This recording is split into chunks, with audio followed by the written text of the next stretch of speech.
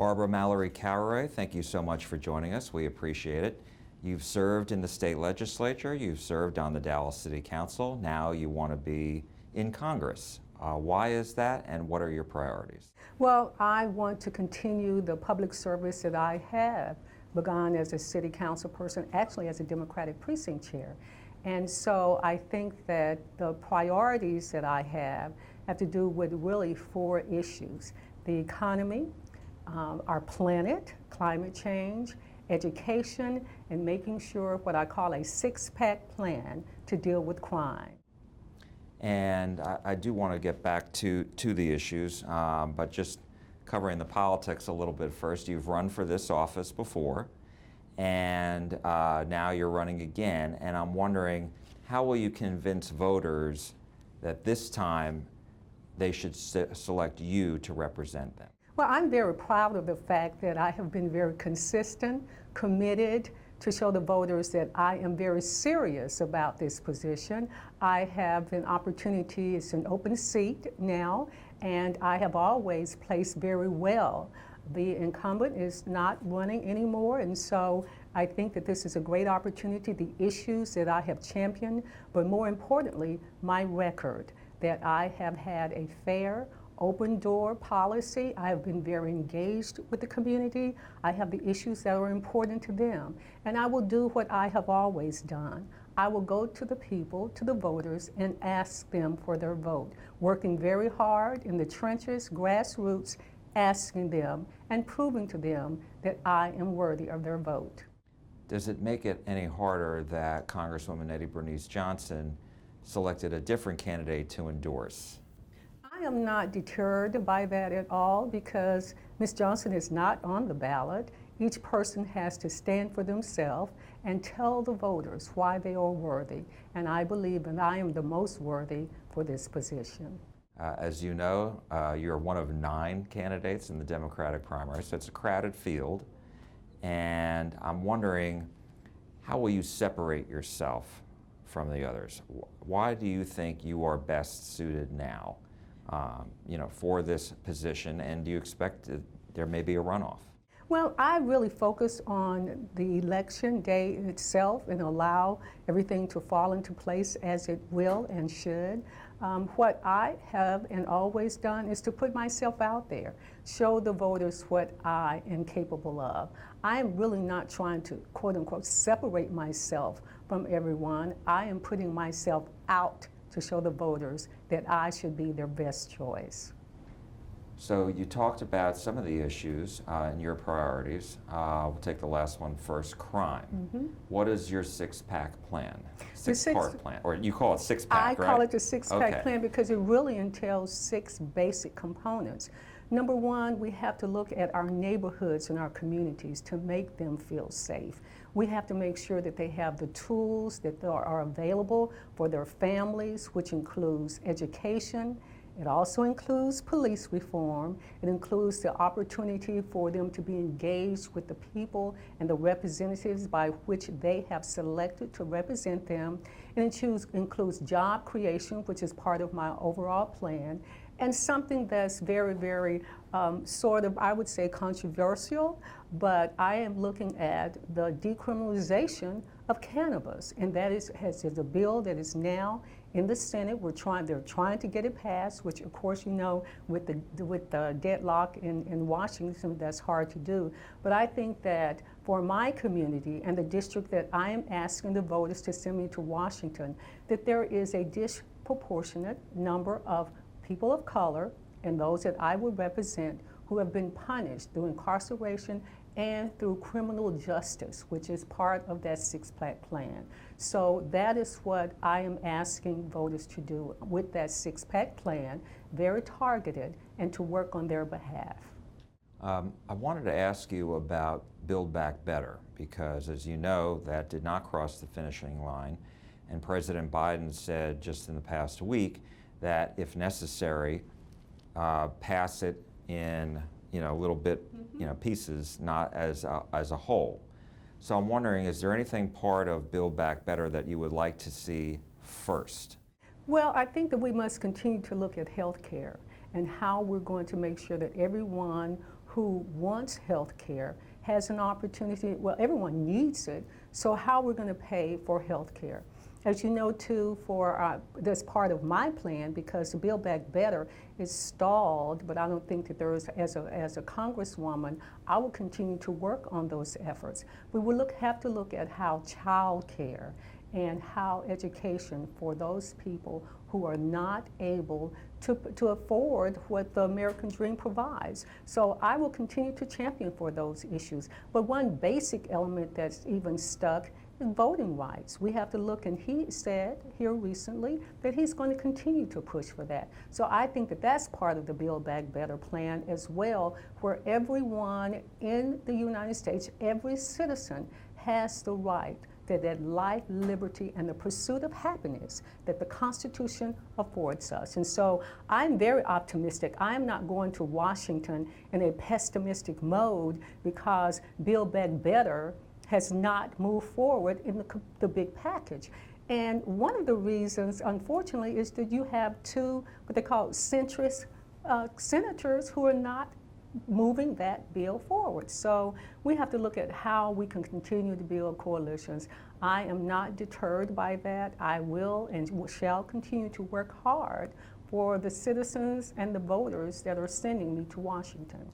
So if you are elected and the voting bill is still not passed, and these two senators, the Democratic senators, Manchin and Sinema, are still in office, my question to you is, how will you, because their position is they don't want to touch the filibuster, so how do you convince them or other Republicans to change their minds? Well, an election will take care of that. We're in the midterm, and as you know, even with the 1965 Voting Rights Act, which has to be renewed, that is a consistent process. So I will continue to work on that. But there is something that I and others can do more immediately, and that is do not be deterred by voter suppression, because that is what individual states, and as you know, that's what this Voting Rights Act, the John Lewis and the Voting Rights Act would do, is to set standards on a national level for each state. And so right now, each state can set its own laws by which they want to conduct elections. So what I am even now doing, notwithstanding that that bill has not passed or gotten out of the Senate, is to encourage people. I did a Facebook post last week, or this past Monday, explaining to people what to do to vote by mail. Because in Texas, that was one of the sticklers that the state legislature, mostly Republican dominated, signed by the governor, that set new rules about how people can request a mail-in ballot that requires a driver's license or your last 4 digits of your Social Security number. So what I am continuing to do is to encourage people regardless of that. And if you don't request a ballot by mail, which is restricted anyway, whether you're 65 years or older or out of the county during that time of voting, go in person to vote. If you are elderly, you can drive up and they will bring a ballot out to your car. We, as African Americans, have had to endure many other roadblocks. In fact, John Lewis was beaten, as you know, historically, and that's why he championed this bill for many, many decades. So I am not deterred by that. What I will do now is to educate, inform, and encourage people to get out to vote. One other issue that we're seeing right now is inflation. Prices have gone up on just about everything.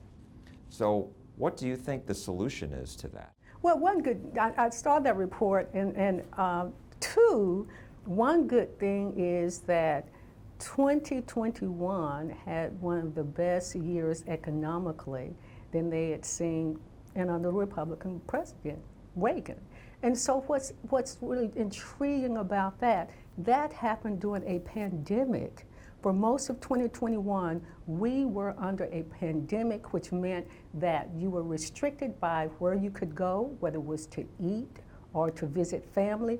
But what happened is people were pushed, we were kind of just trotting into the digital age, into this technology age, into this Jetson age. But what happened, we were pushed into it. And so what people began to do is to find different ways by which they could survive. But what is alarming is in that inflation is the necessities, like the cost of food, the cost of gas. And so what we have to do, and I also said that they, the threat of raising interest rates because the economy was getting better. And so what we have to do with inflation is to really, I am calling on the private sector.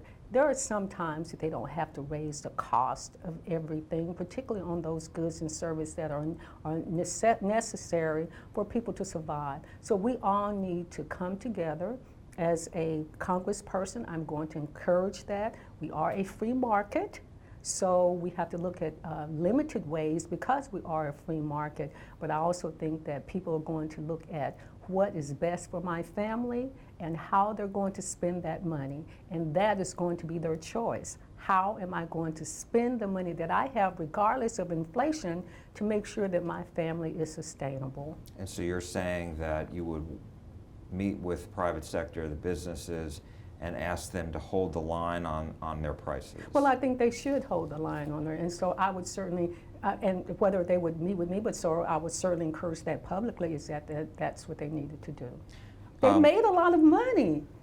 They really made a lot of money during this terrible, terrible time that we've really endured during the pandemic.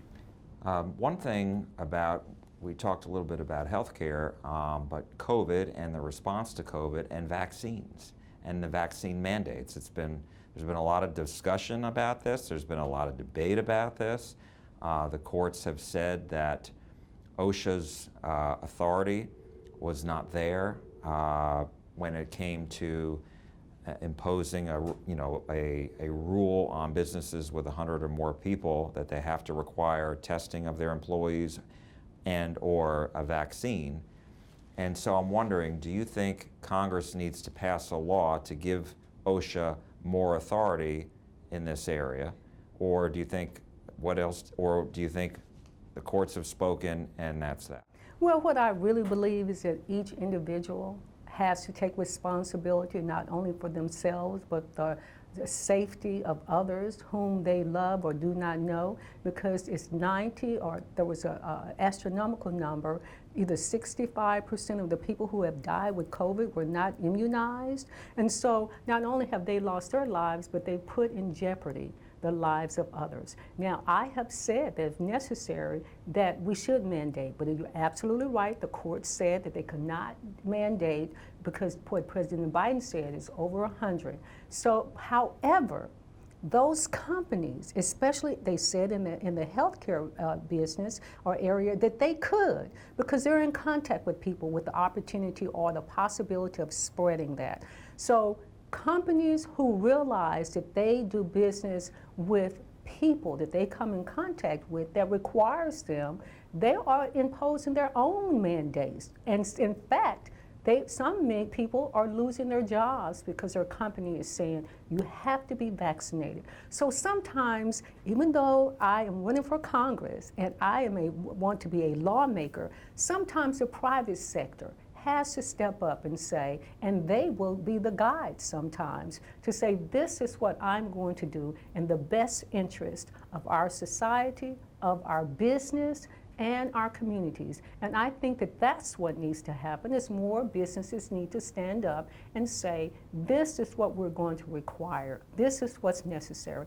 And the most unfortunate thing is the misinformation that is being by even the most reputable people in the eyes of some, who are really promoting these misinformation campaigns that are jeopardizing the health, life, and well-being of citizens. And I just want to make sure I understand.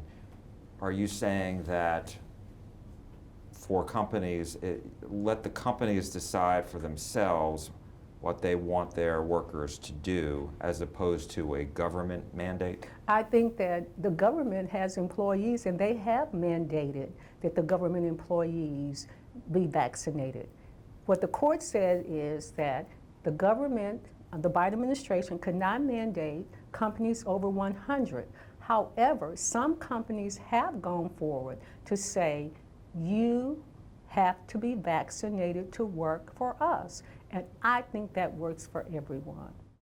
And I wanted to ask you, as you know, in the U.S. House right now, among Democrats, there's a progressive wing, then there are also more moderates. Would you align yourself with either of those if you were elected? Well, I think that what I have coined myself and to be an independent problem solver, I have not indicated whether or not I want to join a caucus, the Progressive Caucus. I have received a questionnaire, as I have everyone else. I have not filled that out yet. But what I wanted to do is align myself with groups and individuals who will help me deliver not only for Congressional District 30, but for the state of Texas and for the United States. So I want to work to build coalitions with anyone, everyone, whether you're Democrat, Republican, Independent, Progressive, Moderate, or Centrist. My job is to work for the Congressional District 30, for the state and for the United States, and that is my mission. Barbara Mallory Caraway, thank you so much for joining us. We appreciate it. Thank you for having me. Thank you.